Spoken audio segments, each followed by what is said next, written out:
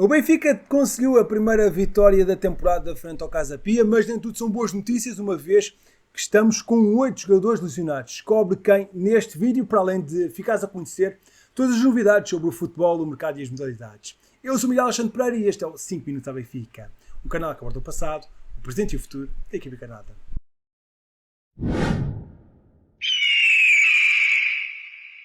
O Benfica retificou a má entrada no campeonato e venceu na recepção ao Casa Pia por 3-0, naquele que foi o primeiro jogo oficial no Estádio da Luz nesta temporada. Depois do nulo que se verificou ao intervalo, os encarnados entraram mais fortes na segunda metade e viram esse esforço ser recompensado a partir dos 70 minutos, com o gol do grego Pavlidis, a estrear-se a marcar oficialmente pelo Benfica, seguindo-se depois golos de Tiago Veia aos 80 e de Austin aos 90, perante um Casa Pia que continua sem pontuar para o campeonato. Mas infelizmente nem tudo são boas notícias. É que apesar deste regresso às vitórias, que é muito importante, os alarmes soaram na luz no que toca a problemas físicos. É que Turbin, António Silva e Tomás Araújo estão incluídos numa lista que engloba 8 jogadores lesionados, conforme é possível verificar no boletim clínico divulgado pelos encarnados no site oficial. O guarda-redes ucraniano tem uma entorse lateral do tornozelo esquerdo, curiosamente a mesma lesão que o guardião André Gomes, que também está com o mesmo problema físico. Já António Silva tem um traumatismo na perna direita, enquanto Tomás Araújo tem uma tendinopatia proximal na coxa direita. Muito provavelmente foi por isso é que ele foi substituído e entrou Otamendi. O Benfica aproveitou também para atualizar o estado de Jan-Niklas Best, o lateral que saiu lesionado frente ao Casa Pia aos 20 minutos. Tem uma lesão muscular na coxa esquerda.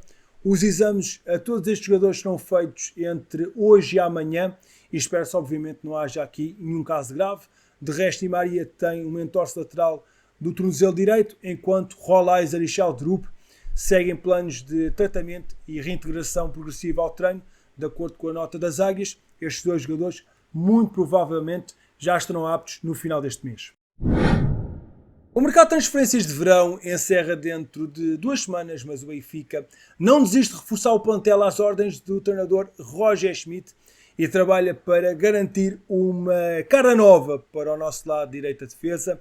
Zakaria El Ouadi é neste momento o nome que mais agrada à direção liderada por Rui Costa, mas as negociações já estão complicadas, visto que o Genk insiste que só liberta o jogador mediante uma proposta na ordem dos 10 milhões de euros.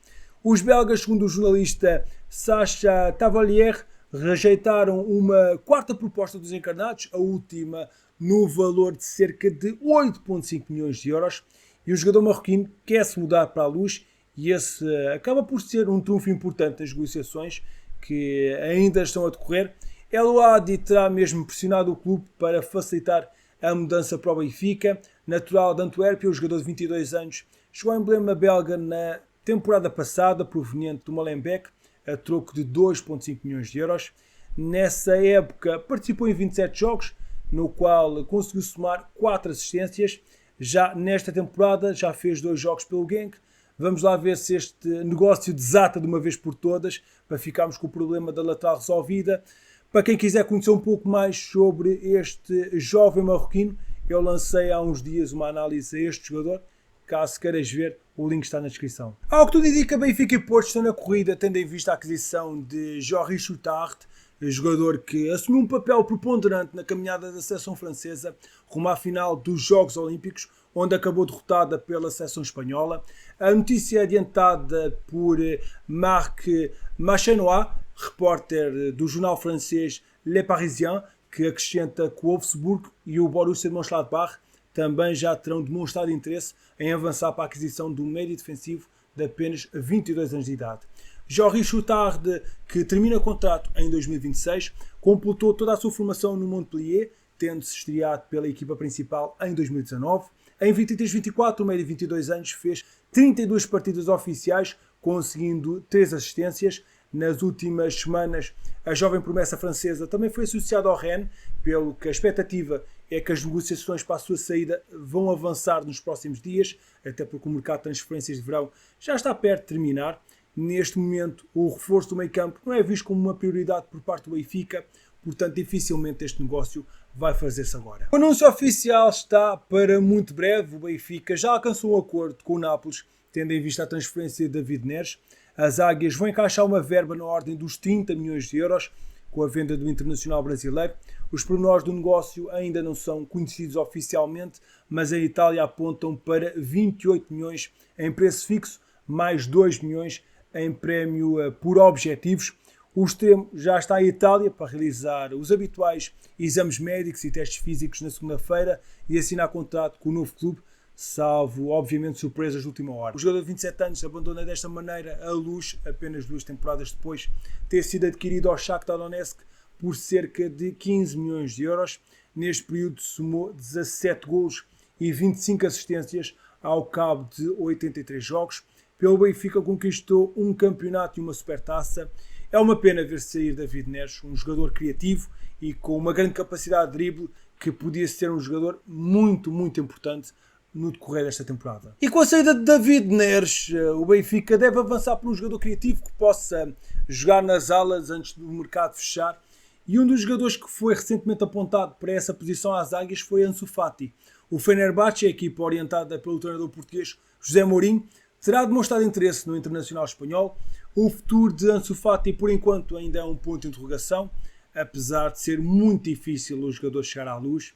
O processo está neste momento entregue ao empresário do internacional espanhol Jorge Mendes, que sabe que terá de encontrar uma colocação para Ansu Fati, visto que ele não terá minutos no Barcelona, uma vez que não é uma das escolhas de Hans Flick. E a equipa do Barça também procura reduzir um pouco os custos, uma vez que está com problemas financeiros e procura emprestar o jogador. Para além de Benfica e Fenerbahçe, o jogador de 21 anos também está na agenda de clubes como o Sevilha, Marselha ou Wolverhampton, que estão a par da disposição dos catalães para emprestar este jovem extremo. O jogador teve cedido a época passada aos ingleses do Brighton, onde fez 27 jogos, marcando 4 golos e tendo feito uma assistência. O extremo fez ainda 3 jogos pelo Barça em 23-24. Ansu Fati tem tido alguns problemas físicos ao longo da sua ainda curta carreira, sendo que neste momento até está lesionado. É uma saída que não está nos planos. Afastado do arranque da temporada fruto de um problema físico, Benjamin Rolaiser foi apontado ao Corinthians pelo portal brasileiro o El Sport. O Timão estará interessado na aquisição do internacional sub-21 argentino e já terá mesmo estabelecido uma via de contacto com os representantes do jogador, no sentido de perceber quais seriam as condições necessárias para o convencer a abandonar o Estádio da Luz. É um jogador difícil de contratar, apesar de não estar a viver uma boa fase lá em Portugal, mas não passou disso. O Corinthians não abriu conversas para negociar com o jogador, afirmou o jornalista Samir Carvalho. O avançado de 24 anos chegou aos encarnados no passado mês de janeiro, proveniente dos Estudiantes, a troco de uma verba na ordem dos 9 milhões de euros. Desde então participou em 9 jogos oficiais, ao cabo dos quais marcou um golo. O jogador está na fase final da recuperação, deve voltar perto do final deste mês, e Rolaiser acabou por ser um dos azarados desta pré-temporada. Estava a ser testado a médio e a apresentar um excelente nível, mas acabou por sofrer uma lesão. Mas independente deste infortúnio, é uma saída que está fora de questão e o plano é dar-lhe várias oportunidades ao longo da temporada. Foi bastante duro, mas a qualificação foi garantida no campo número 1 do Benfica Campos. O Benfica confirmou passagem à final da Supertaça de Futebol Feminino ao bater o Damaiense nas grandes penalidades por 3-1, após um empate 1-1 em tempo regulamentar. Ultrapassada a meia-final, o Benfica vai agora enfrentar o Sporting. A decisão da Supertaça está agendada para sexta-feira, 23 de agosto, às 20h45, no Estádio do Restelo. A fechar uma primeira meia hora algo tremida no Seixal, foi Tânia Mateus a responsável por abrir o ativo aos 28 minutos, deixando o Damaiense na frente do marcador. O conjunto de Filipe Patão correu atrás do resultado e só na reta final do segundo tempo chegou ao empate, num remate certeiro de Cristina Martim Prieto aos 80 minutos. Ela que acabaria por atirar à barra nos descontos antes da disputa das grandes penalidades, e nesse capítulo Ruth Costa foi muito importante. A guarda-redes do Benfica defendeu 3 remates e as Águias venceram então por 3-1, assegurando a passagem à nova final da competição. Carol Costa, Maria Lidô e Ana Gaspar marcaram as grandes penalidades. Já Marit Lund foi a única benfiquista a falhar a penalidade. Tivemos dois particulares no handball. Foi com o expressivo 32-40 que a equipa de handball do Benfica venceu o Marítimo naquele que foi o primeiro desafio da 26ª edição do Torneio Internacional de Viseu. As águias estiveram sempre por cima do jogo, chegando ao intervalo a vencer por 14-22, números dilatados para um 32-40 final. Todos os jogadores convocados foram a jogo na sexta-feira, 16 de agosto. Já no segundo jogo efetuado no Torneio Internacional de Viseu, na tarde de ontem, a equipa das águias foi derrotada por 31-25 perante os alemães do Melsungen. O equilíbrio foi nota dominante na primeira parte, na qual se verificou o resultado de 16-15, contudo no segundo tempo o conjunto alemão foi superior e conseguiu vencer esta partida.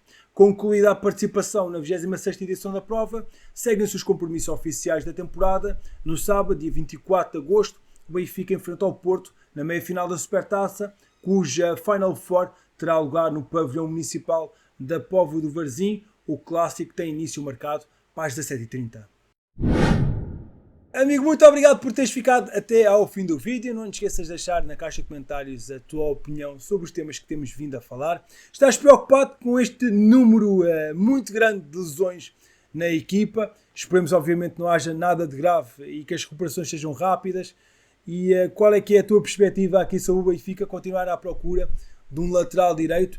E achas que depois da saída de David Neres é mesmo necessária a contratação de mais um extremo? Estou muito curioso para saber a tua opinião. Deixa um gosto neste vídeo e subscreve o canal caso não o tenhas feito e deixa na caixa de comentários #regressa às vitórias. Eu sou Miguel Alexandre Pereira e estes foram os 5 minutos à Benfica. Saudações benfiquistas.